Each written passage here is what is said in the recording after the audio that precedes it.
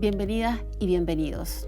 En el capítulo de hoy abordaremos educación y construcción de estereotipos de género.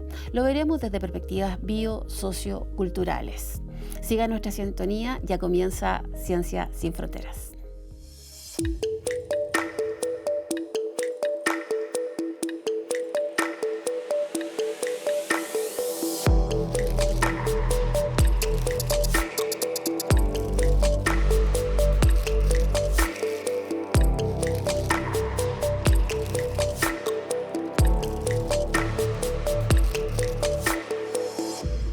Para abordar esta temática es necesario conocer algunos conceptos y para ello te invito a ver el siguiente video. El género se refiere a las características sociales, culturales y psicológicas asociadas tradicionalmente con ser hombre o mujer. Por otro lado, las brechas de género son las disparidades injustas que existen, como el acceso a oportunidades educativas, económicas y políticas, así como en la representación y remuneración laboral. Estas desigualdades pueden limitar el desarrollo personal y profesional de individuos, perpetuando estereotipos y roles de género preestablecidos. ¿Cómo podemos eliminar las brechas de género en nuestra sociedad? ¿Y cuál es el rol del Estado en esta materia? Estereotipos de género en Ciencia sin Fronteras. Para conversar de este tema, hoy día tenemos una tremenda invitada.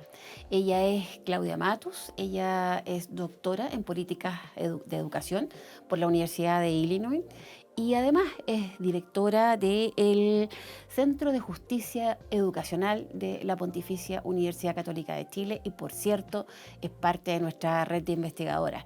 Muy bienvenida, querida Claudia. Estoy muy contenta de tenerte hoy acá. Muchas gracias, Mónica, por la invitación. Genial estar acá. Y bueno, vamos a conversar de lo que veíamos en el video, esta idea de los estereotipos de género. Cuéntanos un poco qué son los estereotipos de género, a propósito de qué surgen, cómo los han investigado. Bueno, nosotras en nuestro proyecto Anillos, que ya terminó el año 22, lo que hicimos fue avanzar un poquito más a propósito de esta forma de conceptualizar las diferencias entre hombres y mujeres a propósito de estereotipos y sesgos de género. Y lo que hicimos fue más bien plantear de que esto que entendemos género binario entre hombre y mujer, ¿no? El tema de las diferencias, de cómo se piensa que género es diferencia entre hombres y mujeres. Avanzamos un poquito y lo que planteamos era de que efectivamente esta es una forma de conocer, ¿ya?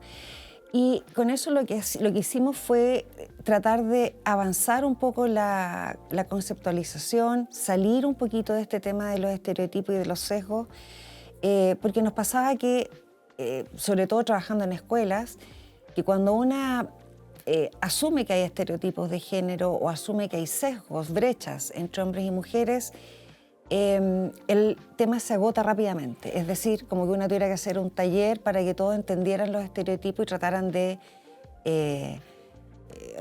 no seguir reproduciéndolos, de evitarlos, pero nos dábamos cuenta que aún así no se resolvía el problema central, que era el seguir produciendo diferencia entre hombres y mujeres. Estamos hoy día, nuestra audiencia son personas comunes y corrientes, digamos, que no necesariamente saben qué significa el concepto. Entonces, ahondemos un poquito en el concepto de estereotipo de género. ¿Cómo se ha definido, si tuvieras que explicárselo, cómo lo explican ustedes en estos talleres? Así como en muy poquitas palabras, ¿cómo lo explican ustedes en los talleres? Sí, yo diría que tiene dos cosas fundamentales. Primero es asumir de que hay una diferencia entre hombres y mujeres dada por la condición que una le quiera explicar, ¿no es cierto?, o biológica o cultural, etc.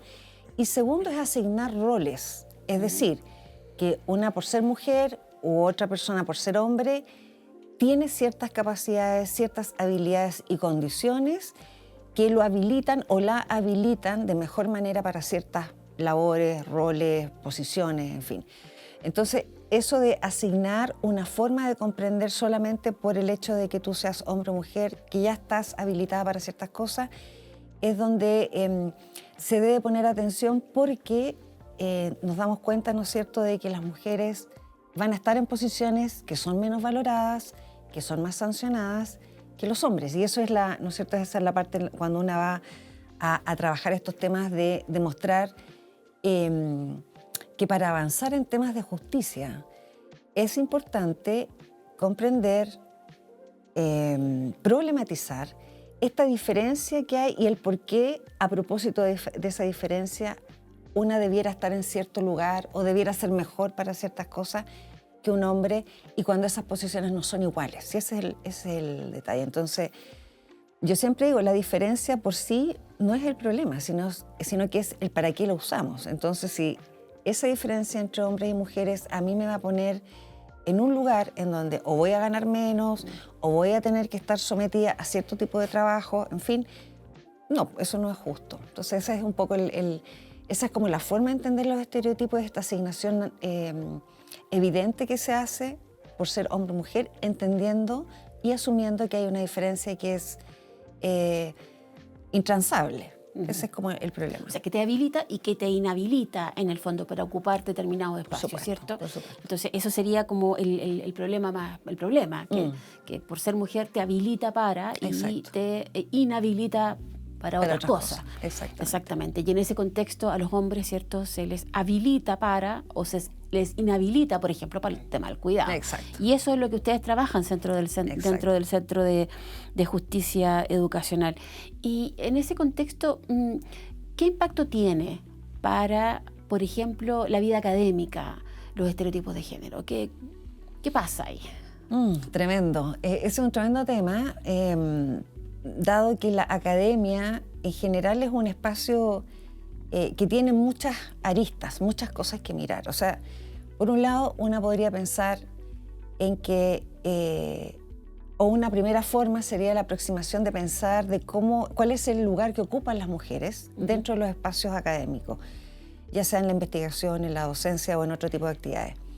Esa es una forma importante de mirar, es decir, la participación y las posiciones que ocupan las mujeres en distintas dimensiones de las labores de la universidad. Pero también está otra patita que a mí me interesa mucho, es cómo en la investigación científica el tema de género también tiene un elemento muy interesante para revisar, y es decir, cómo se produce en la misma investigación nuevamente las diferencias entre hombres y mujeres. Ese es un cuidado que hay que tener y que yo diría que es una conversación muy actual, es una cosa que se está poniendo mucha atención. Entonces, para mí esas dos áreas son muy significativas. Una es el lugar que ocupan las mujeres en las distintas dimensiones de las labores de la universidad, y por otro lado, como en la misma investigación científica se vuelve a producir la diferencia entre hombres y mujeres. Entonces, una de las cosas que hemos estado trabajando en el último tiempo es trabajar con distintas disciplinas dentro de la universidad y hacernos la pregunta, ¿de qué manera mi pregunta de investigación, en el área que sea, puede o no estar reproduciendo ese lugar que se le asigna a hombres y mujeres? Entonces, te das cuenta que ese es como otro lugarcito donde uno puede ir intencionando este trabajo de cambio, ¿no es cierto? Y muchas veces en la investigación, como una da por supuesto en muchas cosas, o sea, género en ese sentido, siempre funciona como un supuesto y nunca como una hipótesis. Entonces, es ahí donde hay una cosa bien interesante, que uno puede cambiar radicalmente su objeto de estudio cuando empieza a entender que género sí puede ser una hipótesis y puede tener unos resultados totalmente distintos de los que uno podría esperar en una pregunta inicial, en donde género se supone que es esto, pero no lo pregunto, no lo estudio, no lo complejizo. Pasan muchas cosas interesantes cuando uno entra en ese lugarcito, ¿ya? Es como... Y también, bueno, ahora también estamos trabajando, preparando unos terrenos, que es justamente ir a mirar el trabajo que se hace en biodiversidad, con las líneas de base, producción de líneas de base. Ahí estamos trabajando en conjunto con la Estación Patagonia, que es una estación de monitoreo de la Universidad Católica, y el trabajo ahí es bien experimental, y la idea es poder ir a trabajar con científicos que están trabajando en levantamientos de líneas de base, y ir a mirar la instrumentación, en qué parte del proceso se puede describir describir el pensamiento binario, como en general, para poder ver qué tipo de investigación o qué tipo de dato es el que queda fuera cuando no le pone presión al dato, a la producción. Al enfoque de Sí, género. Entonces sí. tenemos como dos áreas, ¿cierto? Uno es el espacio que ocupamos las mujeres dentro de la academia como científica, ¿cierto? Y otro es cómo se hace la pregunta, cómo se formula y cómo se investiga. Exacto. Y los datos que quedan fuera cuando Exacto. no hay perspectiva de género. También sabemos que hay un fuerte, una brecha, ¿cierto?, de género en el ámbito laboral. ¿Cómo lo abordan ustedes? ¿Cómo afecta esta brecha de género, por ejemplo, en la igualdad de oportunidades de acceso? Mira, yo en el último tiempo he estado muy escéptica del concepto de brecha de género porque ha avanzado el tiempo. O sea, cuando una va registrando año a año, por ejemplo, el índice de género, el índice de la brecha de género que mide y reporta todos los años el Foro Económico Mundial, uno se da cuenta que es una cuestión, o sea, nunca baja de 100 años. Sí. Entonces, cuando uno dice, esto pareciera ser un dato que nunca es revertible. Es decir, la brecha de género, que es mi lugar, digamos, ahora donde estoy así como parada mirando la brecha de género. Es decir, la brecha de género es un número, es un dato que no se revierte. Por lo tanto, el problema que tenemos es aún más serio. Es decir, esa brecha de género que una podría decir, bueno, depende también de cómo se mida esa brecha, pero sí la indicación que para mí al menos es como súper evidente es que si hay un número que no baja, que es persistente en el tiempo, es decir, que se asume que esa brecha de género es como que fuese algo natural, como que fuera obvio, que hay que este espacio que se reporta, pero en realidad el que se vaya a detener o a cortar es realmente como una ilusión. Yo sé que suena un poquito pesimista, pero yo creo que es importante reenfocar el problema de la brecha de género, porque de otra manera la igualdad de género es súper poco probable. ¿Te fijas? Entonces, cuando uno dice, los últimos 5 años, solamente por decir algo, nunca la brecha de género ha bajado más de 100 años.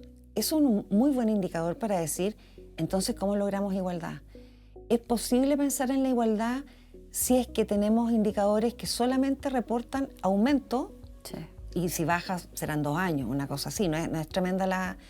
Entonces cuando uno dice, parece que no, parece que eso no va a ocurrir de esta manera, entonces ahí viene la pregunta más como de la investigación, ¿cómo podemos replantear el problema? ¿Hay alguna forma en que podamos pensarlo distinto para efectivamente poder generar otra forma de investigarlo, otra forma de reportarlo y otra forma también de comunicar a las políticas públicas de cómo enfrentar estos temas? Entonces, ¿te das cuenta? Sí. Se pueden hacer muchas cosas todo el tiempo y esto está muy bien, pero al final la brecha de género nos muestra que esto no cambia. Estoy pensando, no sé, en una teleserie o en cómo se reporta la noticia, que son elementos muy importantes cuando nosotros intentamos cambiar cultura, ¿cierto? Y hoy día ustedes han visto que han habido cambios, por ejemplo, en los medios de comunicación o seguimos con esta misma... con la misma lógica dentro de los medios de comunicación. O sea, yo diría que siempre hay cambios, porque aparte, afortunadamente, hoy día tenemos muchas políticas que están empujando que hay cosas que no se pueden hacer. Hay mucho también resistencia que si no se puede hacer esto, no sé cómo hacer, cómo estar más o menos, sobre todo en las universidades. Pasa mucho a propósito de la ley 21869, que hay como se sanciona, ¿no es cierto?, varias comportamientos. Hay muchas personas, ¿no es cierto?, que no saben, no sé cómo funcionar ahora. Ahora, yo creo que sí, hoy día hay más claridad. Yo creo que a propósito de todos estos empujes en las políticas, hoy día se puede nombrar mejor. ¿Ya? Porque yo diría que hace 5 años atrás, yo lo veo también con mis estudiantes de pregrado.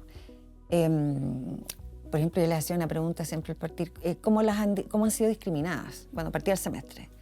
Y había mucha gente, no, a mí nunca me han discriminado, en cualquiera forma, no solamente en género. Y luego que pasaba el semestre, cuando van aprendiendo el lenguaje, claro, terminan el semestre, les hago la misma pregunta y claro, ya tienen formas de nombrar. Entonces yo creo que sí, hoy día afortunadamente tenemos más claridad de que hay cosas que sí tienen un nombre. Hay precauciones que se tienen que tomar a través del lenguaje, pensando un poco en lo que estás diciendo de los medios de comunicación.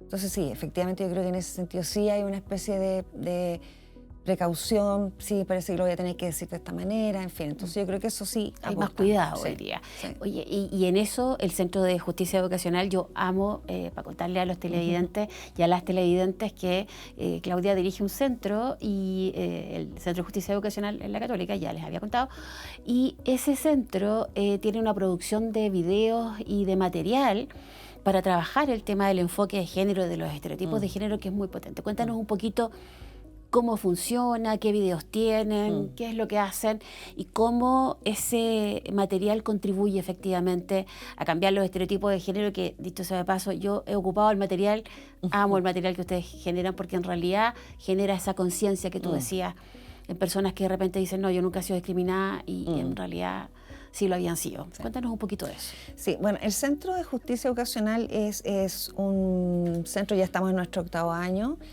Tiene varias líneas de investigación, todas vinculadas con la idea de la inclusión en general. Y en particular estos videos de los que tú mencionas, este es un trabajo que nosotras hicimos en un Anillos, que era justamente ver, el tema era la producción de la norma binaria de género en el ámbito científico, en los espacios públicos y en los espacios institucionalizados. Y esto en particular, este trabajo fue motivado, así parte este trabajo de generar estos videos, son unos cortos en realidad, a propósito de que, bueno, en ese minuto el equipo estábamos muy interesados en trabajar en escuelas, en espacios aislados. De hecho, la primicia de nuestro lanzamiento de los cortos lo hice en una escuela en Puerto Tranquilo. Y era justamente porque cuando una trabaja con profesores, profesoras, la idea era tener un material bonito, de calidad, que no fuera, ¿no es cierto?, cosas que uno rápidamente fabrica o qué sé yo. Fue un trabajo arduo de 6 meses con la productora Pájaro, que son increíbles, y lo que hicimos fue tomar datos etnográficos producidos entre el 2017 y el 2019. Teníamos mucho material de escuelas, y lo que hicimos fue volver a preguntarle a ese material. Era como leer todo de nuevo con una pregunta, y las dos preguntas centrales eran: la primera, ¿cómo se producen las mujeres como sujetos de segunda clase en el espacio escolar?, que es el video de las niñas. Y el segundo, que es el video de los niños, la pregunta era: ¿cómo se produce la masculinidad tradicional en el espacio escolar? Entonces, empezamos a leer el material y empezar a tener extractos. Y después en este trabajo con Pájaro, que es el nombre de la audiovisual, lo que hicimos fue armar este guión. Entonces, cuando uno mira estos videos, que son muy bonitos, porque ese era el propósito inicial, y luego nuestros amigos y colegas de Pájaro me pidieron autorización para poder lanzarlos a festivales internacionales, que yo no tenía idea que eso podía ocurrir.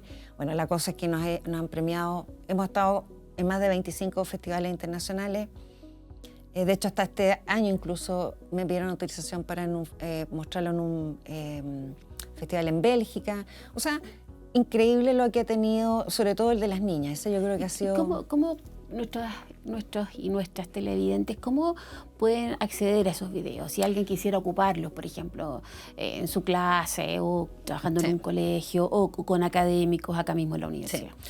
En nuestra página web del centro es www.centrojusticiaeducacional.cl, están disponibles, y también en la plataforma interdisciplinaria NDE, Normalidad, Diferencia, Educación, que tenemos ahí en YouTube. Tenemos colgados los videos.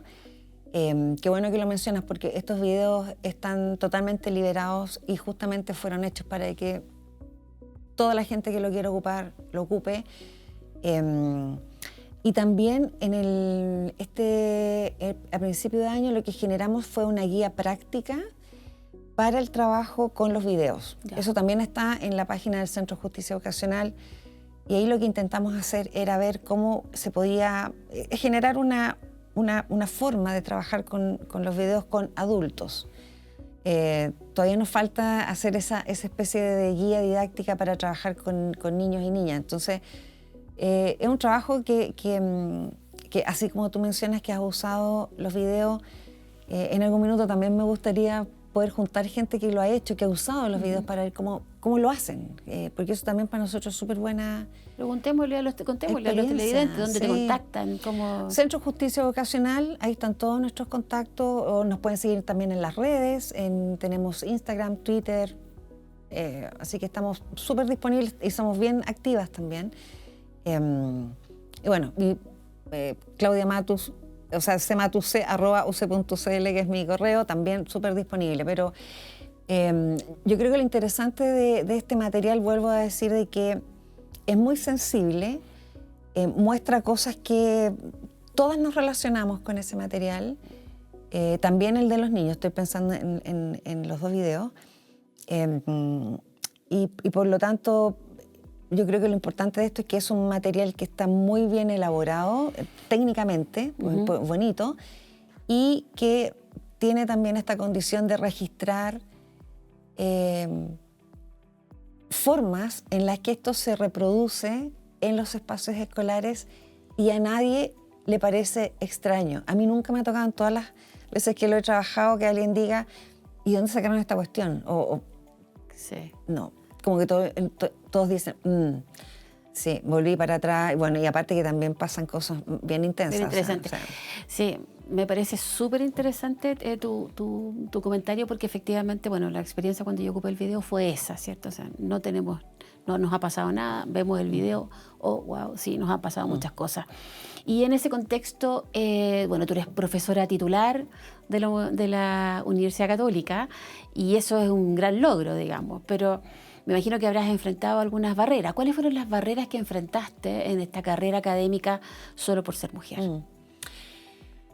Esa es una pregunta súper interesante, porque yo siempre que hablo de estos temas, cuando tiene que ver en el cómo las mujeres avanzan en la carrera académica, necesariamente tengo que vincularla con las disciplinas a las que una pertenece, porque hay disciplinas que son un poco más rápidas, por decirlo así. O sea, es decir, si tú, por ejemplo, para lograr cierta posición tienes que, por decir algo, cumplir con ciertos indicadores que generalmente tienen que ver con publicación, hay disciplinas y hay áreas de trabajo que son mucho más rápidas. O sea, es decir, te facilita el tema, por ejemplo, las publicaciones de cierto estándar, si estás en cierta área disciplinar y con ciertos temas. Ahora, si tú trabajas en un área en donde o es más marginal tu tema o estás tratando de crear cosas nuevas, evidentemente eso hace que sea más lenta la trayectoria. Pero en el caso tuyo, así, tu experiencia absolutamente personal, sí. ¿Cómo funcionó esto? Con mucho trabajo, con mucha dedicación en realidad. ¿Y apoyo, por ejemplo, de familia?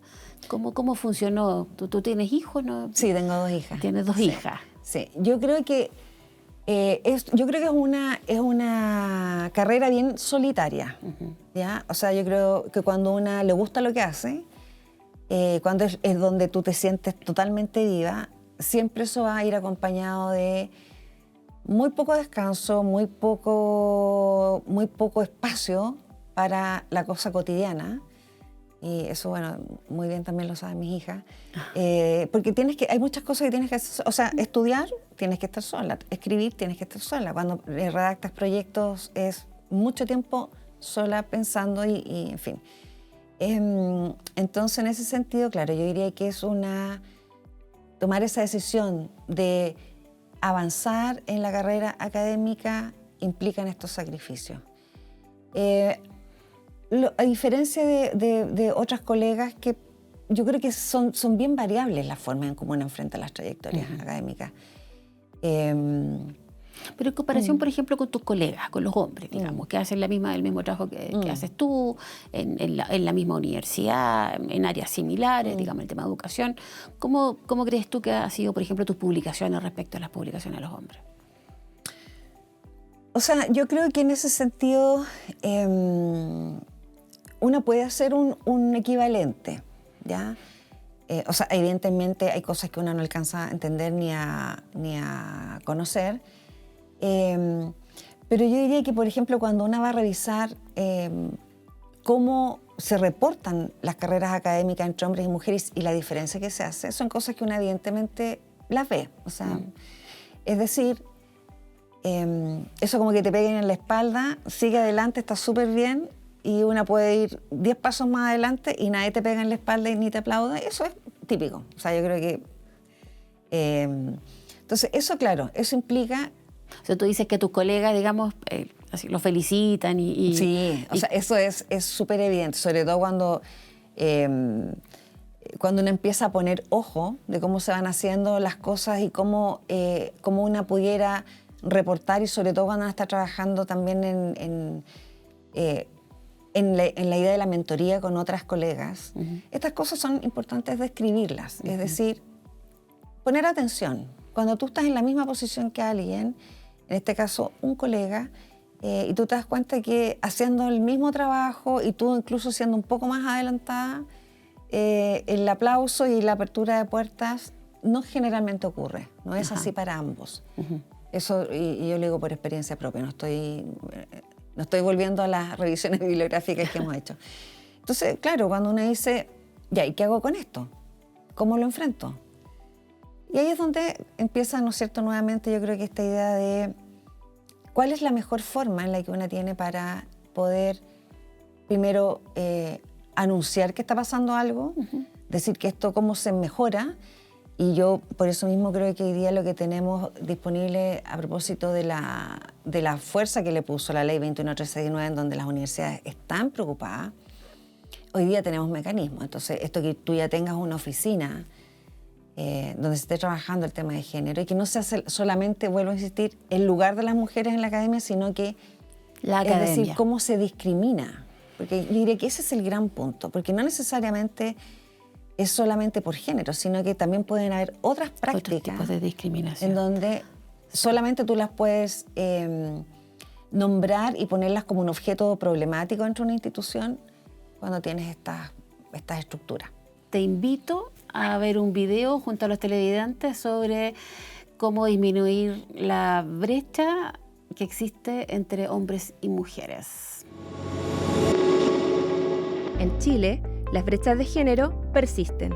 Aunque ha habido avances legislativos y sociales, las mujeres siguen enfrentando desigualdades significativas en comparación con los hombres. Sin embargo, iniciativas gubernamentales y de la sociedad civil están trabajando para reducir estas brechas y fomentar el empoderamiento femenino en todos los sectores de la sociedad chilena. Pero, ¿cómo lo hacen y qué investigan estas organizaciones? Esto y más en Ciencia Sin Fronteras. Volvamos con el tema de los estereotipos de género. El Centro de Justicia Educacional, ¿qué otros elementos considera para la disminución de la brecha de género y de los estereotipos de género? ¿Cómo lo abordan ustedes? Bueno, así como te contaba, el Centro de Justicia Educacional tiene 5 líneas que están hoy día operativas. Y este trabajo específico de género es algo que es parte de mi investigación. Y en las otras líneas, la forma en cómo se va haciendo el trabajo, por ejemplo, estoy pensando en una de las líneas que dirige Ernesto Treviño, en donde ellos miran específicamente las prácticas pedagógicas. Disculpa, pero ahí ustedes inciden en la política pública, por ejemplo. Sí, o sea, de hecho, esa es parte de uno de los indicadores que nosotros tenemos como centro. Y claro, la idea, ¿no es cierto?, es que a propósito de nuestros resultados o algunas intervenciones que hacemos, es que podamos informar a quienes corresponda. Generalmente nosotros trabajamos con el Ministerio de Educación, también estamos muy vinculados con el SLEP, particularmente Gabriela Mistral. O sea, hay mucho trabajo que se hace en ese sentido ya sea apoyando a las comunidades educativas y también, ¿no es cierto?, informando, en la medida cuando podemos, ¿no es cierto?, poder informar ciertas políticas específicas que se estén ¿Y trabajando. leyes? Sí, ahí nosotras también, por ejemplo, hemos... siempre es una conversación bien interesante en cómo la investigación realmente se vincula con la política pública. Entonces, en el fondo es como que siempre estar atenta en qué minuto se puede o no se puede entrar. Nosotras, algo que hicimos recientemente y que fue muy bueno fue aportar con un documento para el tema de educación no sexista, que era este artículo que se está poniendo en duda en la ley de no violencia hacia las mujeres. Entonces ahí también se fue un trabajo que tuvimos la oportunidad de aportar y ahí fuimos, en este caso, este documento trabajó conmigo el decano de la Facultad de Educación, que era súper interesante porque en realidad esta es como una demanda ahora para las facultades de educación, es decir, si en realidad es un horizonte ideal el tener una educación no sexista, es que entonces las facultades de educación tenemos que preocuparnos de formar profesoras y profesores no sexistas. Porque Ese es el punto, ese es el cambio cultural. Sí. Muchas gracias, Claudia. Y nosotros en este programa tenemos un juego que se llama Usted no lo diga, que son estas cartitas que tenemos acá. Estas cartitas, la idea es que tú elijas una carta y que leas una de las frases y conversemos respecto a esa frase que... Cualquiera. que está ahí, sí. Ya. Ahí está. Muéstralo ahí a la cámara para que... Para que se vea que es verdad. Sí, para que se vea que son de verdad y que además es espontáneo, porque no la hemos leído antes. Ya, dice, las mujeres demandan la pensión alimenticia porque lo único que quieren es plata para ellas. Wow. Ok. Bueno, ¿qué se puede decir de esto? En realidad es como... Y aquí dice, usted no lo diga, claro. Claro, yo creo que aquí es interesante esta forma de cómo las tantas dimensiones que tiene esta cuestión de cuando uno dice cómo se educa en el tema de género, y aquí siempre digo esto, en serio, ¿ya? Porque eso es otra cosa, es como realmente tomar esta cuestión en serio. Una podría pensar rápidamente que una mujer que tiene un hijo o una hija con un personaje no tendría por qué estar en esto, ¿no es cierto? Es decir, los hijos son el producto de dos personas y por lo tanto son dos personas que se hacen cargo. Entonces, yo creo que es bien interesante esta forma, ¿no es cierto?, en cómo también se ha el lugar de las mujeres en este... Pues esto es bien indigno si uno lo pone de otra manera. Es bien indigno que una mujer tenga que estar exigiendo o pidiendo o demandando la otra mitad de la responsabilidad para el cuidado. Entonces, eso también a mí me dice, ¿no es cierto?, del lugar que ocupan las mujeres de menos valor. Es decir, esto es algo que uno lo podría pensar que en términos legales se debiera regularizar y que no debiera existir esto, que una mujer debiera andar tocando la puerta o pidiendo, ¿no es cierto?, que se cumpla con lo que... Tiene que cumplir. Exacto. Entonces, esto es parte también del... Eso es parte de los cambios culturales que necesitamos, ¿cierto? Claudia, querida, muchas gracias por venir. La verdad es que ha sido un programa maravilloso. Y nada, gracias por estar acá. Muchas gracias por la invitación. Antes de despedirnos, y como siempre, les queremos hacer una recomendación de un libro. Este libro es Mujeres que corren con lobos, de Clarisa Píncola Estés. En este libro podemos ver cómo las mujeres llevamos dentro esa sabiduría, esa fuerza.